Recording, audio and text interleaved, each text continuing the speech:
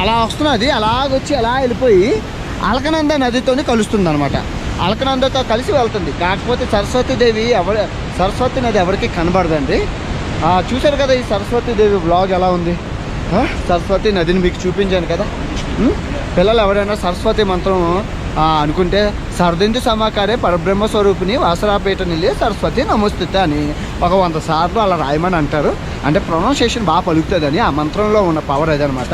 Okay okay, ఈ video మీకు నచ్చిందని అనుకుంటున్నాను.